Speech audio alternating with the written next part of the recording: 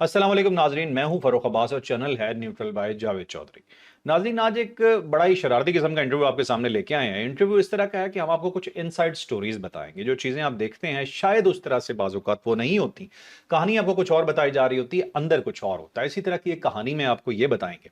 सोहेल अफरीदी साहब पिछले दिनों आपने देखा कि लाहौर गए। इस बात के ऊपर बाकायदा हमने ये बात भी की कि लाहौर में अगर उन्हें अच्छा वेलकम किया जाता तो जो पीटीआई के ट्रोलर्स हैं उन्हें मौका तक नहीं मिलना था किसी किस्म के क्रिटिसिज्म का। लेकिन क्योंकि पंजाब गवर्नमेंट ने उसे उस तरह से डील नहीं किया जिस तरह से करना चाहिए था और ये चीज खामख्वाह एक मुद्दा बन गई।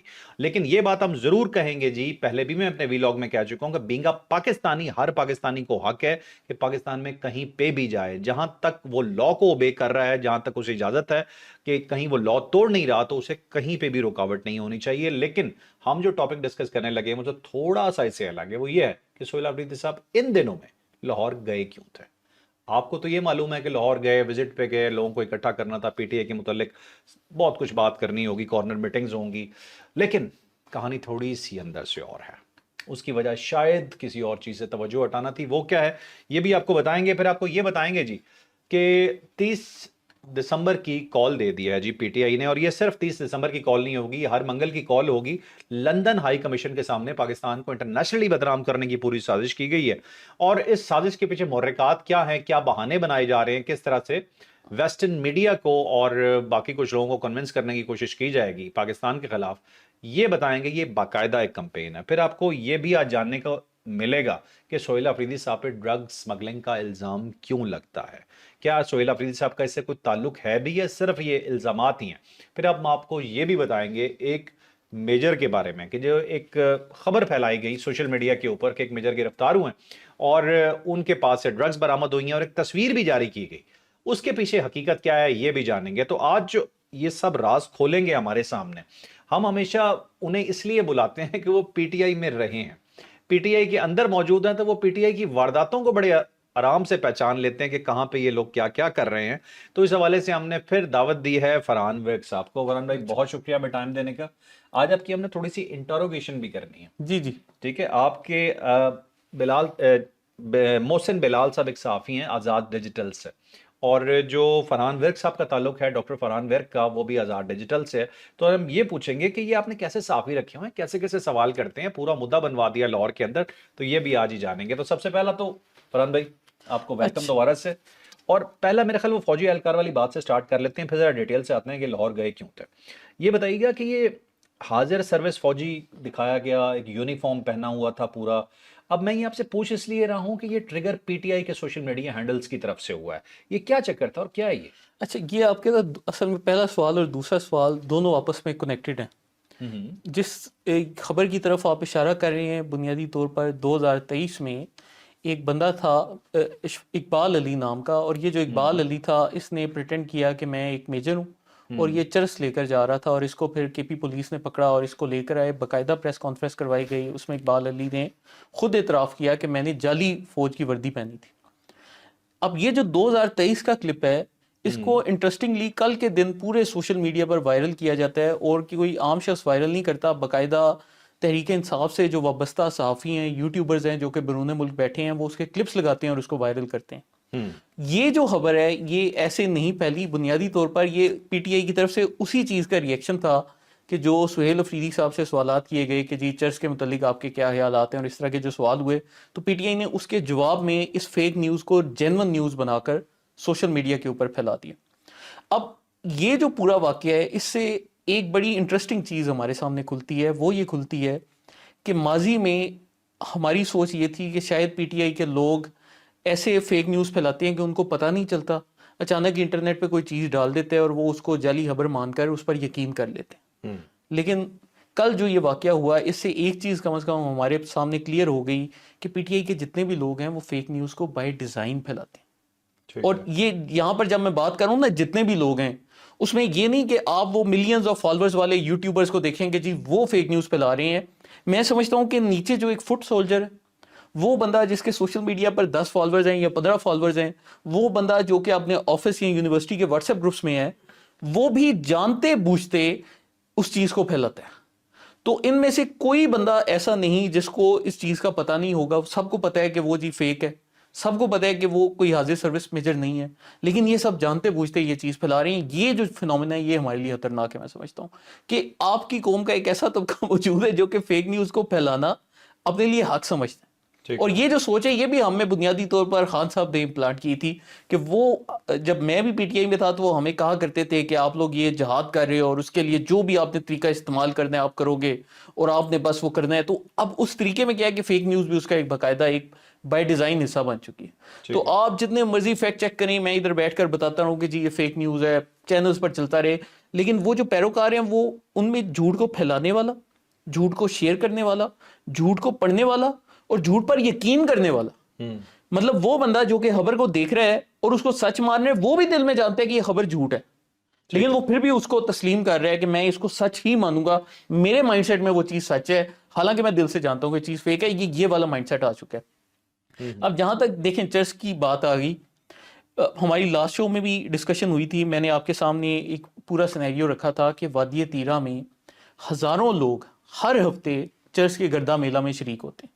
اور یہ ضلع خیبر وہی ایریا ہے جہاں سے سہیل افریدی صاحب کا اپنا تعلق ہے، اور جتنے بھی پاک فوج کے خلاف سیاستدان آج کل بول رہے ہیں ان کا اگر آپ تعلق دیکھیں تو وہ سارے کے سارے خیبر پختونخوا میں انہی اضلاع سے آپ کو ملیں گے جہاں پر سمگلنگ ہے، جہاں پر منشیات فروشی ہے، جہاں پر اس طرح کا جو اللیگل ٹریڈز ہیں وہ وابستہ ہیں. آپ ان میں جو مین ایریاز کون کون سے ہیں؟ جی ضلع خیبر ہے، یا آپ کو نارتھ اور ساؤتھ وزیرستان سے کوئی مل جائے گا، یہاں باجوڑ سے مل جائے گا. آپ کو کبھی مردان سے کوئی پی ٹی آئی کا سیاستدان فوج کے خلاف بولتا یا آپریشنز کے خلاف بولتا نظر نہیں آئے گا. چار صدر سے کوئی نہیں بولے گا. آپ مطلب جو مین سینٹرل خیبر پختون ہے وہاں سے آپ کو یہ بندے نہیں ملیں گے. اب یہاں پر یہ جو پوری انہوں نے ایک ڈسکشن کی، اس کی ایک ہسٹری ہے. ایک تو یہ کہ پنجاب کی جو وزیر اطلاعات ہیں انہوں نے سہیل افریدی کے آنے پر خود انہوں نے ذکر کیا، چرچ والی بات انہوں نے کی. بطور صحافی اب محسن بلال صاحب کا تعلق میرے ادارے سے ہے، میں سمجھتا ہوں کہ اگر وزیر اطلاعات پنجاب کوئی بھی الزام لگاتی ہیں تو وہ اس کے اوپر کلیریفیکیشن پوچھ سکتے ہیں. مطلب کوئی ایسا تو نہیں کہ یہ محسن بلال صاحب نے خود سے ایک سوال جنریٹ کیا اور ان سے پوچھ لیا. یہ تو وزیر اطلاعات پنجاب نے عظمہ بہاری صاحبہ نے بات کی تھی، انہوں نے اسی کے اوپر کہا کہ سہیل افریدی صاحب اس کے اوپر آپ کا کیا ری ایکشن.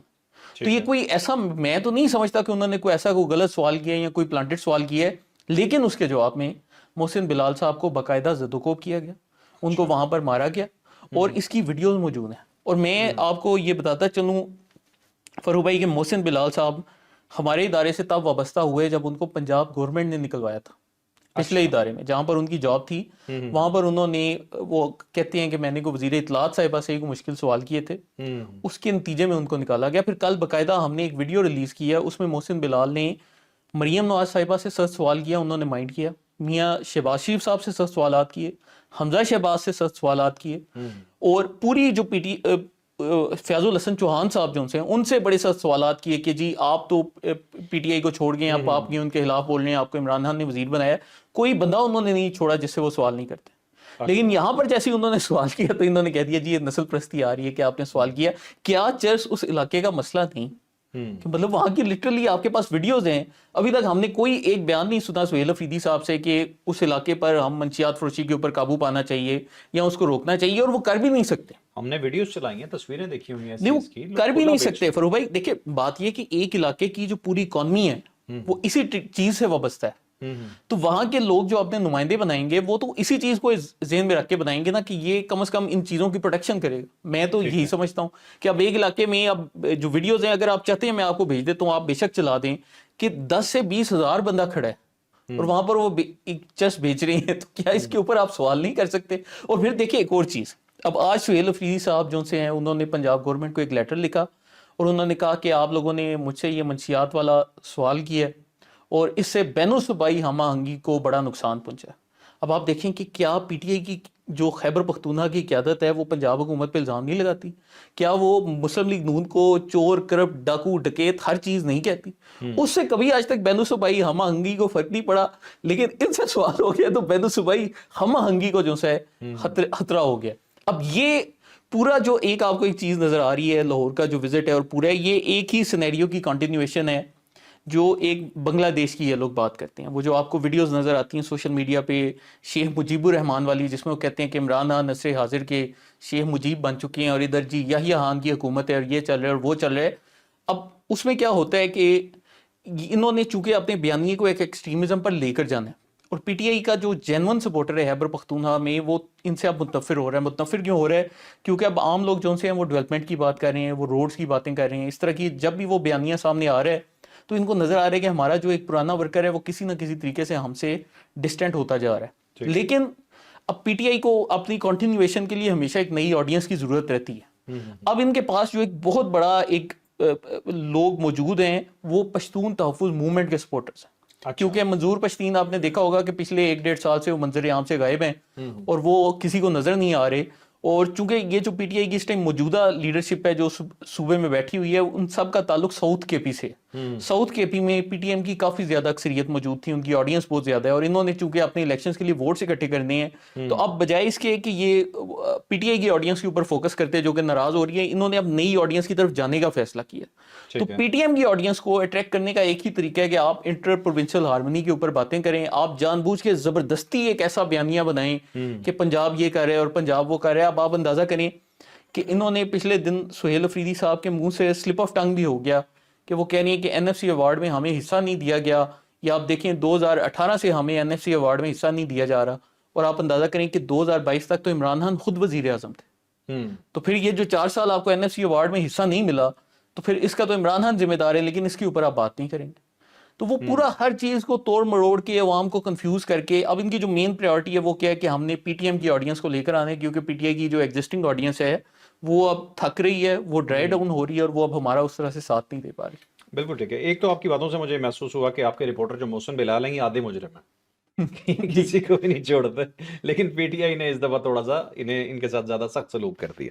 اور دوسری بات جو آپ کی مجھے سمجھ آئی, میرے لیے بڑی الارمنگ ہے کہ ایک ہوتا ہے کسی کو بیوقوف بنانا, کہ پی ٹی آئی کے کچھ لوگ جو ہیں اگر سوشل میڈیا پروپیگنڈا کر رہے ہیں اپنے دوسرے سپورٹران کو بیوقوف بنانے کے لیے, لیکن آپ کہہ رہے ہیں کہ بیوقوف نہیں ہے, یہ سب کچھ جانتے بوجھتے ہوئے کر رہے ہیں اور دیکھنے والے کو پتہ ہے جھوٹ ہے لیکن پھر بھی پھیلا رہے ہیں. یہ ہماری بہت بڑی مس انڈرسٹینڈنگ ہے. یہ اس چیز کے اوپر میں نے بہت ان ڈیپتھ ریسرچ کی. میں واقعتاً یہی سمجھتا تھا, میں کہتا تھا کہ یار ہمارے جو لوگ ہیں وہ اتنے معصوم ہیں کہ وہ یہ سوشل میڈیا پر اس طرح کا جعلی کانٹینٹ دیکھ کر وہ اس کے اوپر یقین لا رہے ہیں, لیکن یہ چیز ہے ہی بالکل مختلف. اور اس کا مجھے کیسے پتا چلا, میں نے اکثر سوشل میڈیا پر دیکھا ہے کہ دوسری پارٹیاں بھی اے آئی جنریٹڈ مواد بناتی ہیں, اس طرح کی ویڈیوز بناتی ہیں. کوئی یہ نہیں کہ پی ٹی آئی سے ہی آتی ہیں, کئی دفعہ مسلم لیگ نون سے بھی آ جاتی ہیں, باقی پارٹیاں بھی یہی کام کر رہی ہیں, پی ٹی آئی اکیلی نہیں کر رہی. لیکن پی ٹی آئی کا اسکیل بہت زیادہ ہے, بہت بڑے پیمانے پر کرتے ہیں, باقی ذرا چھوٹے اسکیل پر کرتے ہیں. لیکن اب ان کی کوئی بھی ویڈیو آتی ہے, کوئی بھی مواد آتا ہے تو 1 سیکنڈ کے اندر نا پی ٹی آئی کے سارے فالوورز جی شروع ہو جاتے ہیں, یہ دیکھو جی اس ویڈیو کے اندر فلانے فریم کے اندر فلانے میگا پکسل کے مائکرو پکسل کے اندر جو سے نا یہ چیز ایسے پڑی ہوئی. اور ایسے اکاؤنٹس ہیں کہ کسی کے 3 فالوورز ہیں, کسی کے 4 فالوورز ہیں, لیکن ان کو پوری عقل اور سمجھ. لیکن وہی جو اکاؤنٹس ہیں وہ جب ادھر آئیں گے وہ کہیں گے جی دیکھیں کے پی پولیس نے فوج کا حاضر سروس میجر پکڑ لیا, وہ ڈرگ سپلائی کر رہا تھا. تو کوئی بھی ان میں سے جو بندہ ہے وہ بیوقوف نہیں ہے. ہمارے لوگ جان بوجھ کر ان چیزوں کو پھیلاتے ہیں, اور آپ ان کو جتنا مرضی فیکٹ چیک کر لیں ان کا جو قواعد ہے وہ سفید ہی رہے گا, آپ اس کو کالا نہیں کر سکتے. آپ کوشش کر کے دیکھ لیں, کلٹ ہی ڈیولپ ہو چکا. جی جی. چلے ایک چیز مجھے اور بتائیے گا ذرا, سہیل افریدی صاحب پہ ڈرگس کا الزام لگایا جاتا ہے, ٹھیک ہے, ہم نہیں لگا رہے, یہ بات کی جاتی ہے, جیسے ان پہ بات بھی کی گئی وہاں پہ. ان کا واقعی کوئی تعلق ہے ڈرگ سے, یا کیوں کہا جاتا ہے ان کے بارے میں؟ دیکھیں بھائی یہاں پر دیکھیں ایک سادہ سی بات ہے نا, آپ کوئی بھی علاقہ ہے وہاں پر بہت زیادہ لوگ مجرمانہ کارروائی کرتے ہیں. جیسے فرض کیا یہاں پر جو ہمارا ساؤتھ پنجاب ہے وہاں پر مشہور ہے کہ جی لوگ بہت زیادہ موبائل فون کی اسکیمنگ کرتے ہیں, پورے کے پورے دیہات ہیں وہ بیٹھ کے بینظیر انگم سپورٹ کے جعلی پیغامات پھیلاتے ہیں.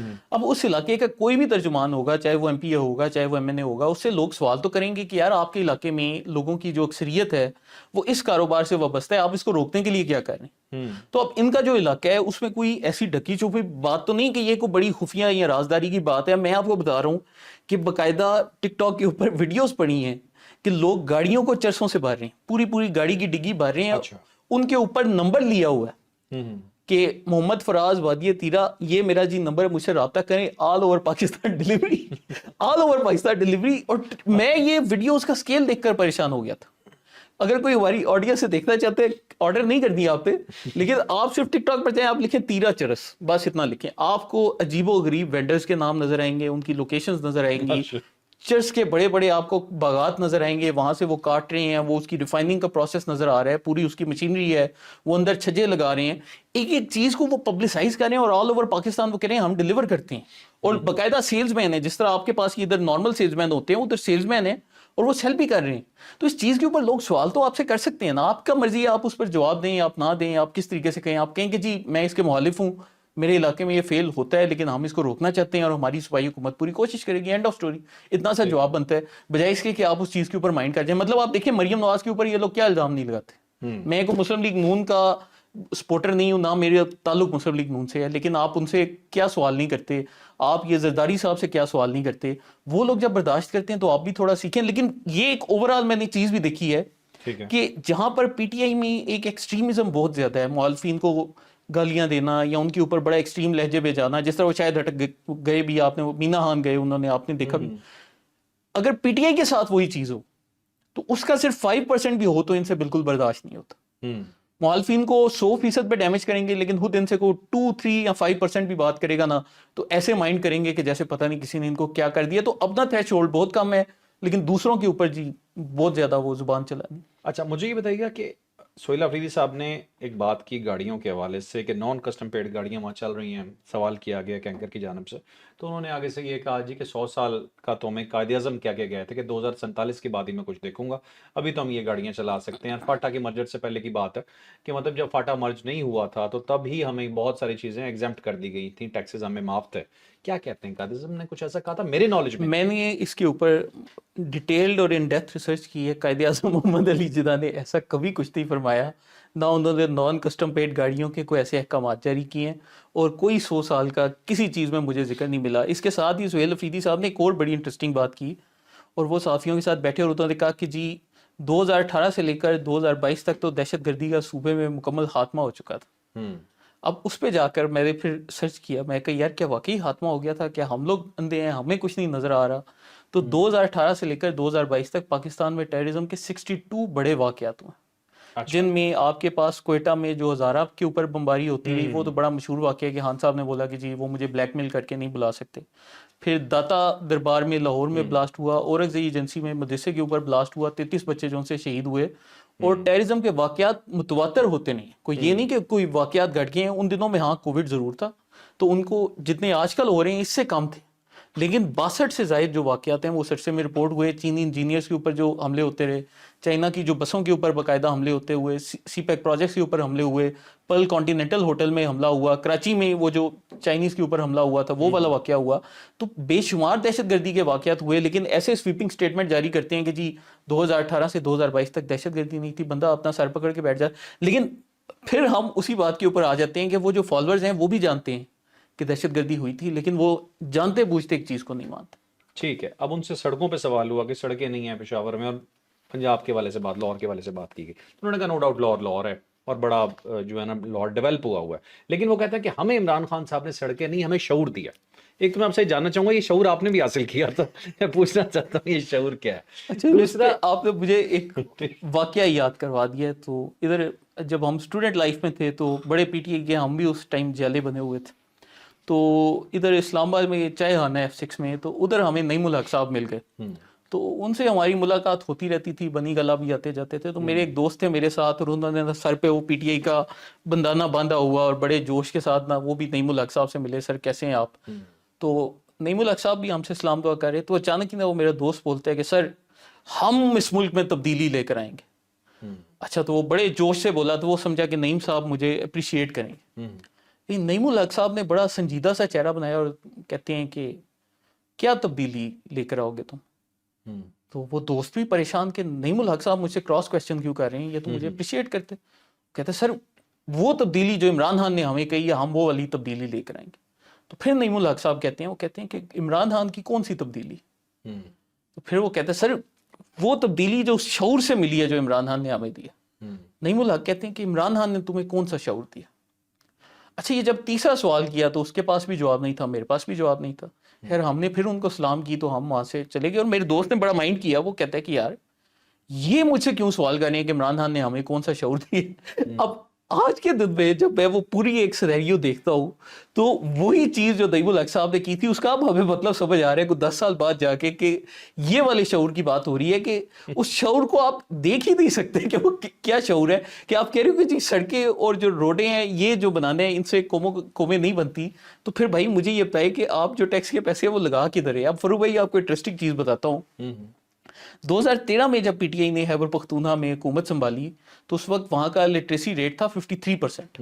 53% لوگ جو ان سے پڑھے لکھے تھے. تو اب ماشاءاللہ سے 13-14 سال ہو گئے ہیں. اب آپ بتائیں کہ آج کے دور میں خیبر پختونخوا کا لٹریسی ریٹ کیا ہونا چاہیے؟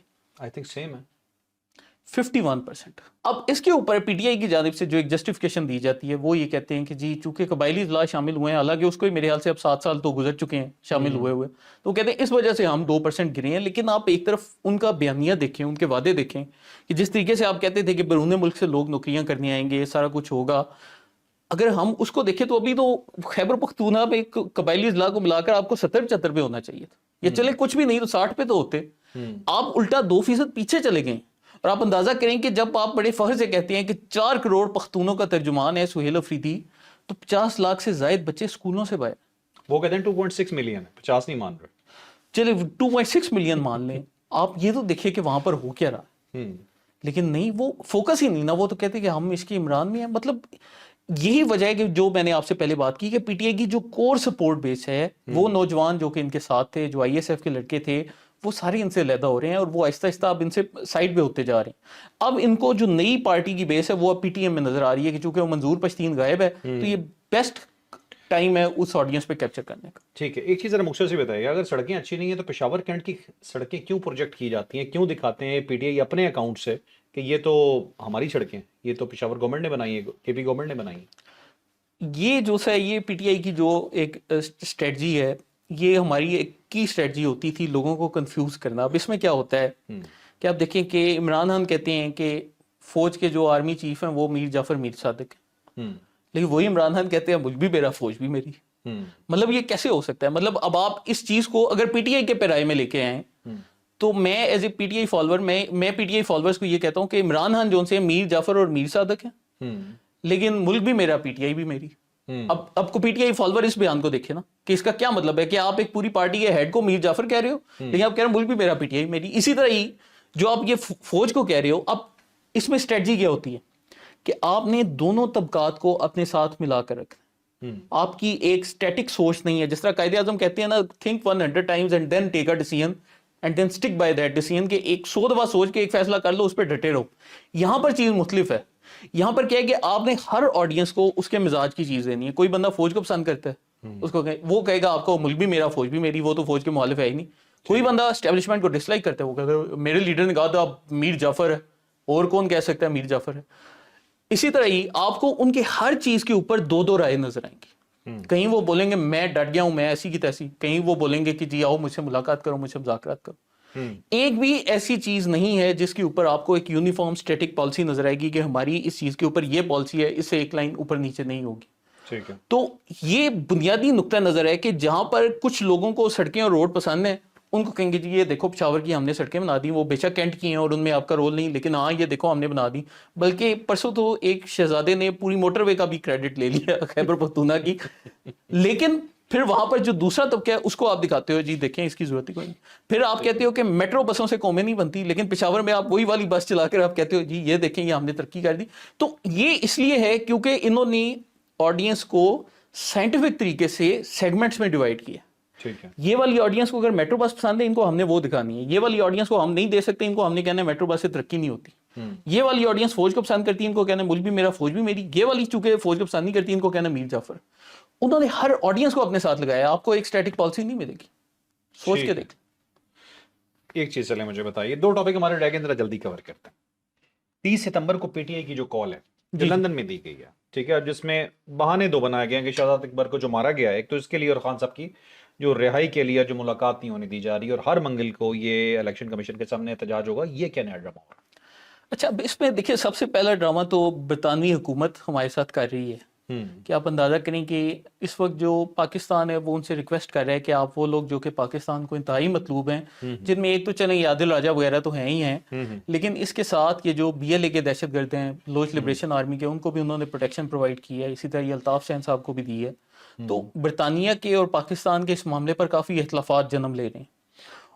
اب برطانوی حکومت پاکستان کو کہہ رہی ہے کہ ہمارے پاس وہ لوگ ہیں جنہوں نے برطانیہ میں 50 سے زائد کم عمر معصوم بچیوں کا ریپ کیا، اور یہ وہ لوگ ہیں جو کہ برٹش نیشنلز ہیں، جن کے والدین پاکستانی تھے اور ایک دور میں ادھر جا کے بس گئے، اور ان کی جو اولادیں ہیں انہوں نے ادھر کی معصوم بچیوں کے ساتھ گناہ کیے ہیں. وہ جو لوگ ہیں برطانیہ کہہ رہے چونکہ ہم ان کو پھانسی نہیں دے سکتے تو ان کو آپ لے کر پاکستان چلے جاؤ اور ان کو بسا لو. اچھا. ہماری گورنمنٹ اس پر ان سے گزارش کر رہی ہے, وہ کہہ رہی ہے کہ آپ لوگ اس طرح کی باتیں کر رہے ہو تو یہ جو ہمارے ادھر لوگ فساد مچا رہے ہیں, اب جیسے عادل راجہ ہے تو وہ تو 9 مئی کو باقاعدہ لوگوں کی گھروں کی لوکیشنز دے کر ان کو بتا رہا تھا نا کہ آپ نے ادھر اٹیک کرنا, ادھر اٹیک کرنا, تو آپ ان کو ہمارے حوالے کر دو. لیکن وہاں کے اوپر جی مکمل خاموشی ہے, کوئی ادھر بات نہیں کر رہا. اچھا. اور پھر کیا ہے کہ چونکہ گورنمنٹ نے یہ ایک ڈیمانڈ سامنے رکھی تو اس کے بعد سے آپ کو پھر سیکوینس میں واقعات نظر آئے کہ اچانک شہزاد اکبر صاحب آتے ہیں اور انہوں نے آج سے 1.5 سال پہلے ہی بولا تھا کہ میرے اوپر ایسڈ اٹیک کیا گیا اور تیزاب پھینکا گیا. ٹھیک ہے. اور پھر نہ انہوں نے کہا کہ جی یہ میری اینک ہے, اس اینک کے اوپر تیزاب پھینکا گیا ہے, لیکن ان کے چہرے کے اوپر کوئی نشان نہیں تھا, صرف اینک کے اوپر وہ کہہ رہے ہیں کہ جی تیزاب گرا. پھر اب وہ کہہ رہے ہیں کہ جی مجھے مکے مارے گئے. میں نے اپنے ایک دوست ہیں فورینسک سائنس کے ایکسپرٹ ہیں, ان کو شہزاد اکبر صاحب کی تصویریں بھی دکھائیں اور وہ تصویریں دیکھ کر اس بندے نے کہا ہے کہ میں آپ کو 100% گارنٹی سے کہتا ہوں کہ ان پر کوئی تشدد نہیں ہوا. کیوں نہیں ہوا؟ کیونکہ وہ کہتے ہیں کہ جب بھی مکہ لگتا ہے تو آپ کے ہیماٹوما بنتا ہے یہاں پر نا, آپ کا یہ حصہ ماتھے کا 1-2 جگہ سے پھول جائے گا, نظر آئے گا آپ کو ایک ویزیبل نا. ان کے ادھر ماتھے کے اوپر ایک لکیر جا رہی ہے چھوٹی سی لال رنگ کی. ایسے جو وانڈز ہیں زیادہ تر سیلف انفلکٹڈ ہوتے ہیں, یا آپ نے کسی دیوار شوار میں سارے ہلکا سا لگایا ہو تب بنتے ہیں. تو یہ کہتے ہیں کہ آپ کہیں بھی دکھا لیں, UK پولیس کی انویسٹیگیشن دکھا لیں, آپ کو کبھی وہ بندہ نہیں ملے گا جس نے ان کو مارا. اور کہانی بھی ایسی گھڑی کہ وہ کہتے ہیں کہ جی ایک سفید فام شخص آتا ہے اور آ کر کہتے ہیں کہ آپ شہزاد اکبر ہو؟ تو میں نے کہا ہاں جی میں شہزاد اکبر ہوں, اور پھر مجھے مارنا شروع ہو گیا. مطلب مجھے یہ بتائیں اگر فرض کیا کسی نے آپ کو ٹارگٹ کرنا تھا, آپ کہتے ہو پاکستان اسٹیبلشمنٹ نے ٹارگٹ کیا, تو کیا اس بندے کو یہ بھی نہیں پتا کہ آپ کی شکل کیسی ہے؟ وہ آ کے آپ سے آپ کا نام پوچھے یار تم شہزاد اکبر ہو؟ ہاں جی. اچھا جی کنفرم ہو گیا آپ میں آپ کو. اور اس کے بعد این 2 دن بعد, اب دیکھیے چلے میں اس واقعے کو بھی چھوڑ دیتا, این 2 دن کے بعد عادل راجہ کی سٹوری آ جاتی ہے اور عادل راجہ کہتے ہیں جی میرے گھر کے اوپر کچھ لوگوں نے حملہ کرنے کی کوشش کی لیکن میں اپنے گھر پہ موجود نہیں تھا. تو اب بنیادی طور پر کیا ہے کہ چونکہ گورنمنٹ نے ایک ڈیمانڈ رکھی ہے تو ان کے سارے لوگوں نے اپنی وہ اسائلم کی اپلیکیشنیں تیز کرنے کے لیے اس طرح کی کہانیاں بنانی شروع کر دیں. اور اب جو ان سے اوورسیز پاکستانیوں کہا جا رہا ہے کہ جی آپ ہر ہفتے اکٹھے ہو اور اس طرح کرو تاکہ کہیں UK گورنمنٹ کو واقعتاً ایکشن نہ لے لے. لیکن اب دیکھیں فاروق بھائی بات کیا ہے کہ وہاں پر ایک خاتون کھڑی ہوتی ہیں اور کھڑے ہو کر کہتی ہیں کہ پاکستان کے فیلڈ مارشل کو کار بم بلاسٹ میں اڑا دینا چاہیے. اب فرض کیا پاکستان میں کوئی پاگل آدمی سڑک پر مجمع میں کھڑا ہو کر ایسی بات برطانیہ میں کسی کے متعلق کرے تو پھر ان کا کیا رسپانس ہوگا؟ اور یہاں پر آپ یہ باتیں کروا رہے ہو پھر, اور آپ کو نہیں پتا کہ پاکستان میں کون سا ایسا ریڈیکل مائنڈ ہے جو کہ ایسی باتیں سن کر مشتعل ہوتا ہے, کل کو کوئی ایسی حرکت کرنے کی کوشش کرتا ہے, کیونکہ لوگ کرتے ہیں ایسی حرکتیں. کوئی یہ نہیں کہ ہمارے سامنے کوئی انوکھا واقعہ ہے, لیکن آپ دیکھیں کہ آپ کے پاس ابھی تک نہ کوئی تفصیلات آئی ہیں, نہ ان کی گورنمنٹ نے کوئی ایکشن لیا ہے, وہ آرام سے بیٹھے ہوئے. تو یہ بڑا ہی ان کا ایک عجیب و غریب قسم کا ایٹیچیوڈ ہے, بندہ اس کے اوپر کیا کرے. اور اس میں یہ ہم لگ یہ رہا ہے کہ مطلب لندن خود انوالو ہے. ابھی جو ان کا ایک ایٹیچیوڈ ہے اوورآل, مطلب اب ایک ملک کا جو چیف آف ڈیفنس فورسز ہے اس کو آپ کار بم بلاسٹ سے اڑانے کی دھمکیاں دے رہے ہو, تو آپ اس سینیریو کو چینج کریں نا, آپ بس ملک کو پاکستان کر لیں. پاکستان میں ایک جلوس میں کھڑا ہو کر ایک بندہ یہ بات کرتا ہے تو پھر ان کا کیا ری ایکشن؟ اظہار رائے کی آزادی اس طرح نہیں ہے جس طرح سے وہاں پورٹرے کی جا رہی ہے, اور اس کا مطلب جتنا سختی وہاں پہ انگلینڈ گورنمنٹ کو کرنی چاہیے وہ نہیں کرتی. یہ تو آپ دیکھیں کہ وہاں پر جو رائٹس ہوئے تھے, لنڈن میں رائٹس ہوئے تھے, اس کے بعد ان لوگوں کو پکڑا, 12 سال 18 سال قید کی سزا سنائی, ایک مہینے کے اندر جو سے انہوں نے پورے مقدمات کے فیصلے کر دیے. 24 گھنٹے ایگزیکٹلی جو یہی چیز تھی 9 مئی کو ہوئی, وہی بندہ عادل راجہ ادھر ہی بیٹھا تھا. میں نے اس کی لائیو سٹریم ریکارڈ کی ہوئی ہے, اور اس میں وہ بیٹھ کر بتا رہے کہ جی عسکری کالونی کی فلانی گلی کے فلانے ایریے کے اندر فلانے فوجی جنرل کا گھر ہے, ادھر جا کر پتھر مارو. اور حیرت انگیز طور پر لوگوں نے ان جگہوں پر جا کر باقاعدہ پتھر مارے. یہ جو اسلام آباد میں ہے, یہ جو چیئرمین نیب صاحب ہیں, ان کے گھر کے شیشے توڑے گئے. ایسی بہت سی باتیں ہیں جو کہ میں سمجھتا ہوں کہ میڈیا پر ہی نہیں آئی اس عرصے کے دوران, چونکہ اتنے زیادہ واقعات ہو رہے تھے کور کمانڈر والے اور GHQ والے, کہ ان چیزوں کو کور نہیں کیا گیا. لیکن انہوں نے باقاعدہ لوگوں کے گھروں پر جا کر حملے کیے ہوئے ہیں. بالکل صحیح. آخری سوال جو سب سے امپورٹنٹ میں آپ سے پوچھنا چاہتا تھا, سہیل آفریدی صاحب لاہور کیوں گئے تھے؟ لاہور جانے کا وہی مقصد تھا جو دکھایا جا رہا تھا, یا اس کے پیچھے کوئی اور سٹوری تھی؟ اچھا, اب یہ ہے کہ حالیہ کچھ عرصے میں آپ نے دیکھا ہوگا کہ خیبر پختونخوا میں سہیل آفریدی کے اوپر PTI کے اندرونی حلقوں کی جانب سے بھی تھوڑی سی ایک تنقید کی جا رہی ہے. اب وہ تنقید کس طرح سے ہے کہ آپ دیکھ رہے ہیں کہ آج کل نہ کچھ PTI کے سیاستدان اچانک ہی سوشل میڈیا پر آتے ہیں اور کہتے ہیں جی فلانی جگہ ڈرون حملہ ہو گیا, سہیل آفریدی کچھ نہیں کر رہا, فلانی جگہ آپریشن ہو گیا, سہیل آفریدی کچھ نہیں کر رہا. تو اب جو PTI کے اندر ایک لابی بیٹھی ہوئی ہے صوبے کے اندر, اور وہ لوگ جن کی عمریں 50 سال 60 سال ہیں پی ٹی آئی میں اور وہ دیکھ رہے ہیں کہ ایک 35-36 سال کا نوجوان ہے، اس کو وزیر اعلیٰ بنا دیا ہے، تو ان کی جو لابنگ ایفرٹس ہیں وہ بہت زیادہ اسٹرانگ ہوتی جا رہی ہیں، اور وہ پی ٹی آئی کو اسی چیز پر سہیل افریدی کو ٹارگٹ کر رہے ہیں وہ کہ کیونکہ یہ اس کا ویک سپاٹ ہے.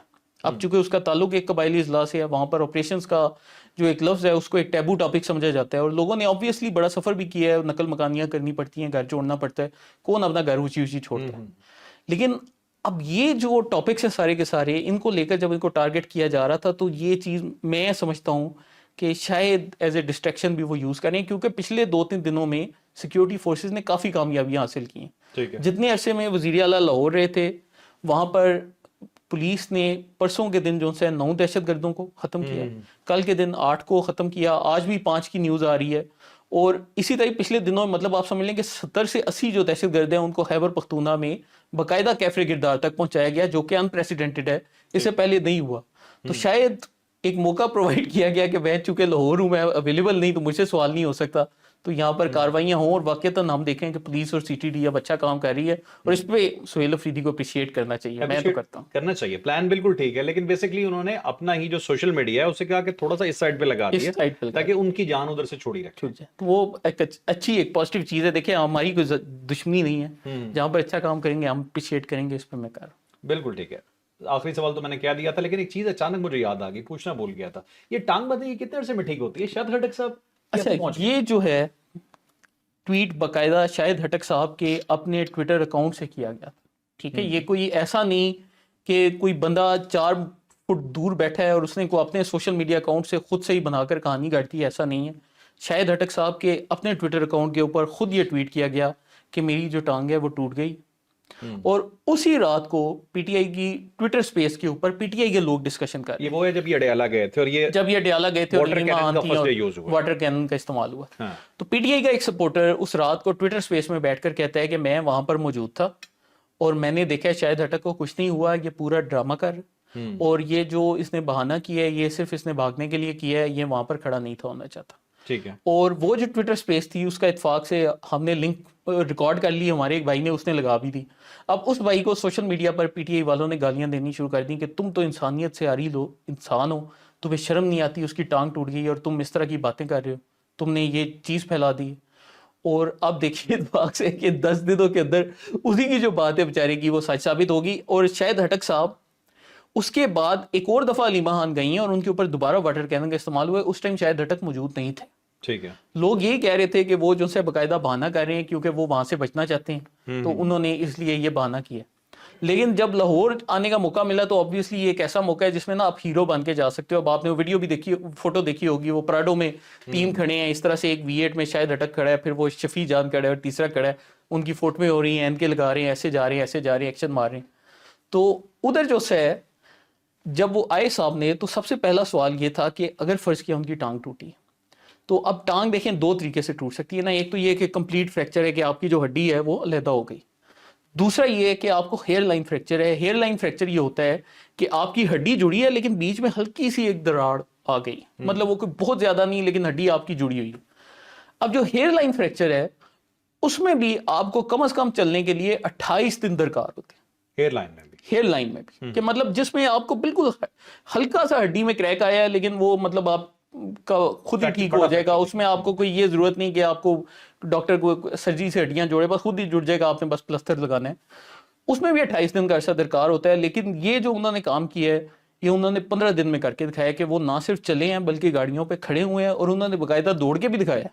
تو یہ میں یہ بھی سمجھ رہا ہوں کہ ہو سکتا ہے خیبر پختونخوا حکومت نے واقعی صحت میں بہت زیادہ ترقی کر لی ہو اور ہم ہی بیوقوف ہوں جو ہمیں یہ چیز نظر نہیں آ رہی. اور میری گزارش ہوگی حکومت پاکستان سے کہ اگر وہ ڈاکٹر صاحب مل جائیں تو ان کو نوبل پرائز کے لیے نامزد کرنا چاہیے. ٹرمپ سے زیادہ ضروری ہے کہ ہم ان ڈاکٹر صاحب کو نوبل پرائز دلوائیں جنہوں نے شاہد خٹک کو ٹھیک کیا. جی جی بالکل ٹھیک ہے. یہ تو ٹیکنالوجی ہے جی، پوری دنیا میں جانی چاہیے.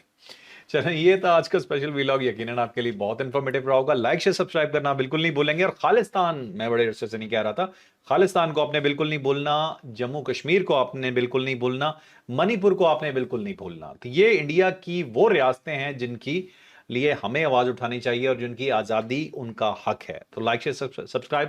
اجازت دیجیے. اللہ حافظ. پاکستان زندہ باد.